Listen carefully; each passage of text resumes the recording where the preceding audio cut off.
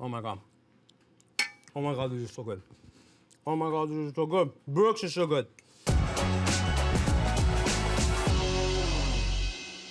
One of my earliest memories is mushroom foraging with my grandfather and my dad in the countryside of Florence. And we would go home at the end of the day and, we would kind of look and see who found the biggest porcini mushroom. And then we make a classic mushroom risotto.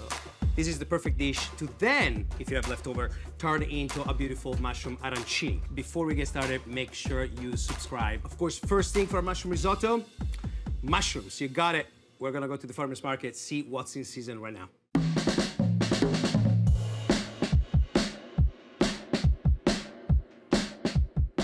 This morning we found some beautiful chanterelle mushrooms. I love chanterelles, one of my favorites. Chanterelles are actually often found in northern Italy, and these, together with a medley of other mushrooms of fungi, will make a great ingredient for our risotto fungi.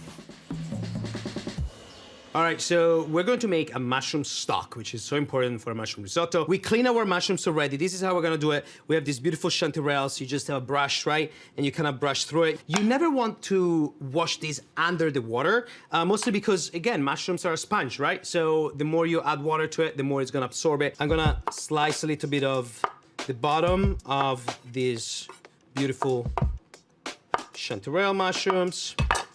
And then these, you got it. Leftover stock, right? Easy peasy.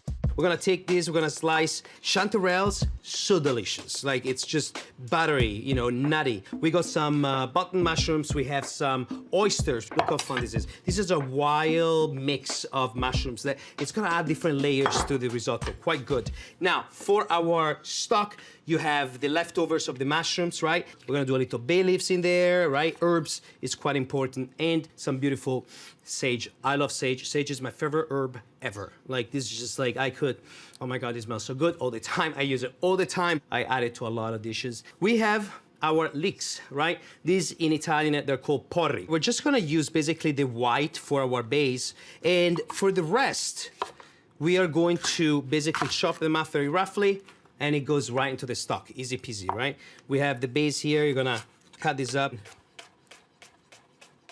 slice them up, put them in here. This is gonna be the base of our risotto right here. I want some peppercorn. All right, so we're gonna move this on the stove right here. There you go, turn this on. And then you have your cold water, and you want enough water to cover the vegetable up. Here you go. I got a little secret here. We got our porcini, okay? We can't get fresh porcini. Dried porcini will do. So I want some of these in the stock. They're so concentrated. When you smell this, it just takes you back to this like very earthy October in countryside of Tuscany, rolling hills, a little fog going through, some rain. A risotto, it's all about the stock or the water that you're cooking this with. And so the more flavor there is in here, the more flavor you're gonna get with the final dish. I'm gonna cover this up. This is gonna stay here for a couple of hours. I'll be right back, and we're gonna start making the risotto in just a bit.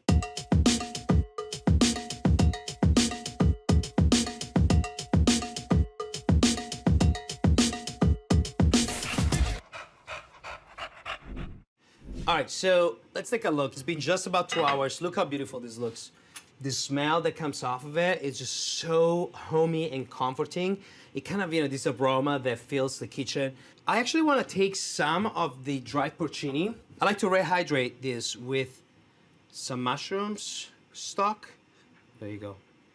Look at that. I want these mushrooms to be not all in the stock, I kind of really want them in the risotto itself. We're gonna let this sit right here in 15 minutes. We're gonna take it, chop it up, and make this the base also of our risotto. I have some fresh sage. I'm gonna take some sage leaves. And, again, they are in the stock, but I want them also in the base. My suggestion here is to use as many fresh herbs in your cooking as you can, because again, it really transforms a dish in a very, simple and quick way. I got this. We have our pan right here, medium heat right there, olive oil, and then I like to do half olive oil and half butter. Actually brings up the smoking point a little higher, and I'm able to get this pan really, really hot without burning either the olive oil or the butter itself. Fresh sage. Risotto, you know, it requires attention. It requires you to be present in the moment, which I think that's why I love risotto so much. If I'm doing this, I'm not doing anything else. Like, I know that this is what I'm focusing on for the next 40 minutes, and this is my job, and I really, really enjoy that. So once we have this, we're gonna start now with our leeks in the pan.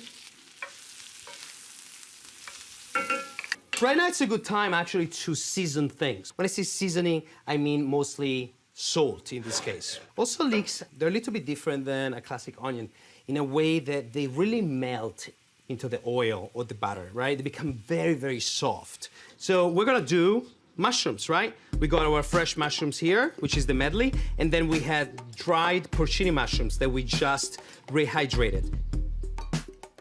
If you have this leftover water, porcini water, you're just gonna add them back into the stock. Easy, you don't throw anything away. And we're gonna do a rough chop on this. So I'm gonna take my porcini mushrooms, move them in here. Then I'm gonna take my fresh mushroom and I'm gonna move them in here as well. Mushrooms are about 80% water. You think you have a lot of mushrooms, then you come back and you have half of this amount in there. That's because they start actually losing the water in it. So if you think you're doing, you know, you're having too many in here, don't worry. I promise you that it's gonna kind of come down, but otherwise kind of plan for it, right? I actually want this to have a little more fat, so I add a little bit of extra virgin olive oil again, and then we do a little bit of pepper in here. And now I wanna talk to you about rice. Carnaroli is what we're using today. The grain is short, it's kind of puffy and fat. It really lends well to a mushroom risotto, which is, you know, kind of very delicate. So 3-4 minutes, our mushrooms kind of started to become one with the leeks. So this is a beautiful base for now going into the next step, which is adding the rice, what we call the tostatura of the rice. So I like to go by hand, 1 fistful, it's 1 person. So I'm gonna do it for 2. Maybe I'll do 2.5 because we're hungry. Here you go. And also you have to think that rice doubles up. So right now it doesn't look much. Once you start actually adding the stock, it's gonna absorb the water, puffs up, double the size that you see here. We're toasting the rice. It's what we call tostatura, which then leads to a very soft, creamy risotto, right? It's a really important step. We got a beautiful white wine from Italy. This is, you know, nice, buttery, dry, and we're just gonna deglaze it, okay? We're gonna let the steam kind of come through, the alcohol kind of evaporates, right? It's just about time to actually add our stock. So I'm gonna take this, and then we're gonna add it to the rice. I like to add this almost like a little and a half at a time. 2 liters maybe. I want basically my stock to cover up the level of the rice, right? That's what I want. I don't want it all too high. I don't want too little of it. You don't want to add all the liquid at the same time, because what if you add too much of it and then the rice, it's cooked before all the liquid evaporates, and vice versa. So you want control over this. Little of the time, you kind of, you know, give it a stir, and then you let it simmer as you go.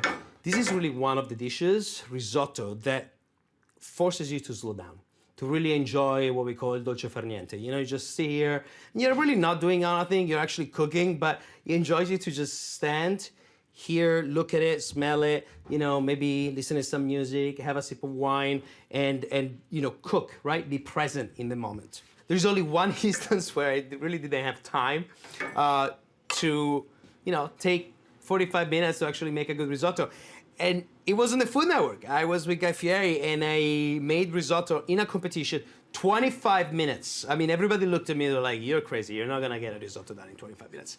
And I have to say, I got to the 24-minute mark and the risotto was barely done, but it was done. But I won, and it got me to the next round. So I think my Italianness helped me a lot. But of course, you're not in a competition show. So you take your time, you sip on your wine, and really enjoy the process of cooking.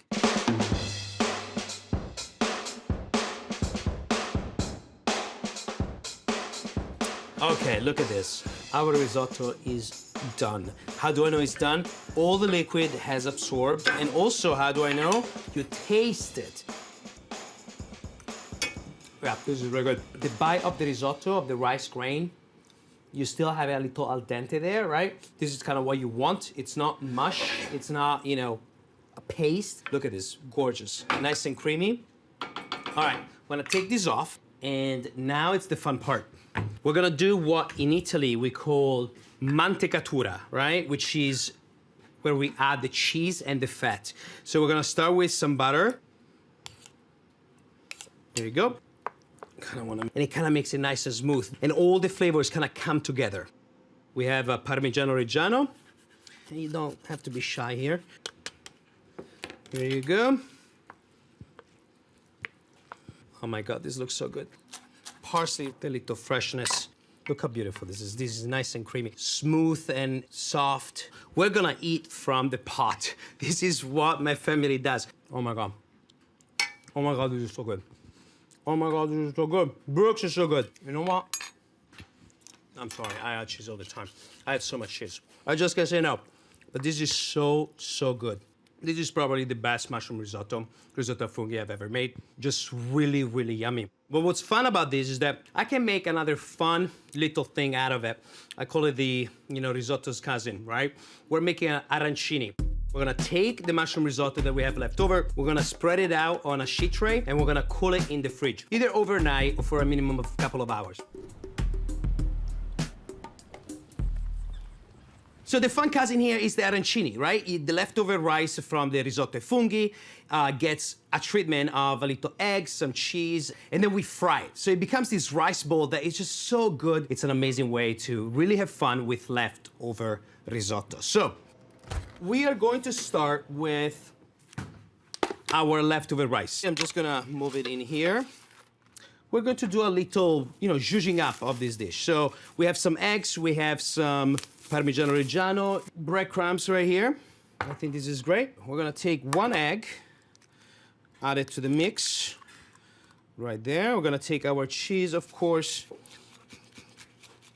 Parmigiano Reggiano in here, a little bit of breadcrumbs, right? Not too much. And you're gonna mix all of this up until it becomes one thing, right? I made arancini in my life so many times, and mostly it's because we had just leftover rice. So we would make a risotto on a Monday, and then, you know, the day after, or even Wednesday, we would have, you know, people over, family over, friends. It's a really, really fun way to reuse leftovers. We have this Taleggio cheese. Taleggio cheese is a cheese of the north of Italy.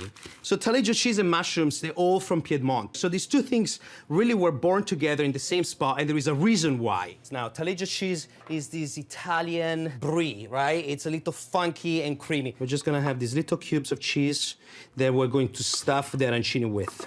Here you go. Right here we have our rice, and now I'm just gonna start forming this. I'm gonna wet our hands first, which is easier. This is how I like to do it. 1/3 of a cup of rice, you just roll it. And I like to do them all at the same time, and then I'm gonna add the cheese to it. There you go. Look, we got our balls, and this is what we're gonna do. We're gonna take the cheese, Taleggio in there. Now you wanna cover the top. You don't want the cheese to, you know, be out and kind of melt and then spill out as you're frying. Funny enough, in South Italy, they eat arancini, also called suppli, for breakfast. Isn't it cool? Which is great. I was in Sicily, and it was probably my favorite way to start the day. Hi, girlies. My dogs love the arancini.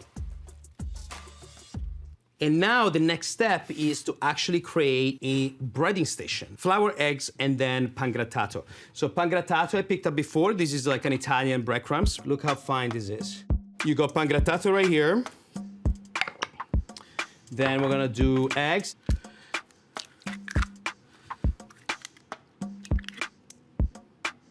Flour, salt in here, salt in the eggs, salt in the pangrattato, pepper, a little bit of cheese in the pangrattato as well, right? So once you fry it, it's gonna become nice golden brown, crispy.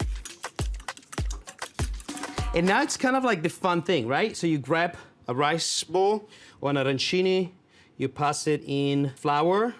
At each stage, I kind of like to compact it again. There you go. Then we're gonna pass this in the egg. And then lastly, it's gonna be in the breadcrumbs right here. We're gonna do like Nonna style. So you're gonna take this and again, press it, press it, press it, press it. In fact, the one that you get in Italy, they are not round. They are different shapes, and you actually see the hands, the pressure, you know, the shape of the person that makes it. So cue the music. I'll see you in a second. I'm gonna finish this up.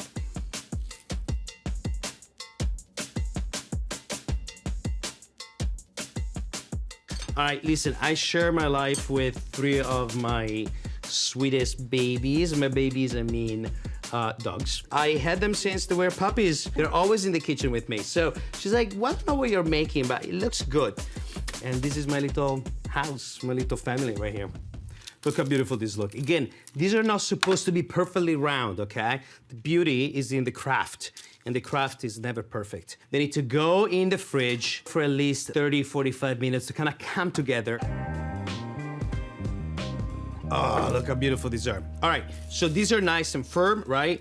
Like different texture, like you feel them. You're like, you know, this is like a golf ball. Now we're gonna fry this, and we're gonna fry them in just regular oil, can be vegetable oil. The temperature of the oil should be at 350 degrees. If the oil is too hot, then you're gonna burn the outside before the inside is actually able to kind of, you know, cook, right? So very slowly, here you go. This is what you want. Look how beautiful this is. You also want a big enough pot to fry them. You don't wanna crowd them. Gorgeous. All right, you're gonna leave them here. This is gonna take 4 minutes max. Should be enough for the Taleggio cheese that we have inside to kind of melt, right? Now, while these actually go, I have some leftover tomato sauce, pomodoro sauce. So I'm serving it with that. I like to bring this sauce back alive with a little extra virgin olive oil. Here you go. A little bit of fresh pepper. Although arancinis are never really served in Italy with a sauce, I really, really enjoy this pairing right now. Oh, look at this. Look how beautiful this looks. Gorgeous. Gonna let it go for another minute here, making sure that the cheese is melted. The only way you know the cheese is melted is to, you know, keep them in there for at least 4 or 5 minutes. If you see, you know, that the outside is becoming too dark, you can always lower the heat even more and making sure that the oil doesn't get too hot, right? All right, these are done. Look how beautiful this looks. I mean, these are just so fun. And I'll tell you, they're just also so good. I'm gonna take our sauce. Oh my God, this looks so fun. You take your arancini, careful, they're very hot. Beautiful. A little bit of that. Parmigiano on top. We'll do a little crack of pepper. Now, the test of all of this is to see if the cheese actually melted. So, let's see. Look at that, beautiful.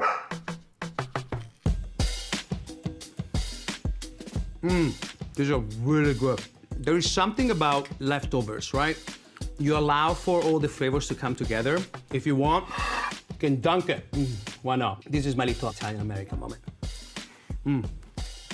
I love this. Subscribe, comment below, let me know how you like it and how many of these recipes you're gonna eat, because I know it's not gonna be just one. This is so good. Cheers, son. Oh yes, you do, come here. Come here. Oh yeah.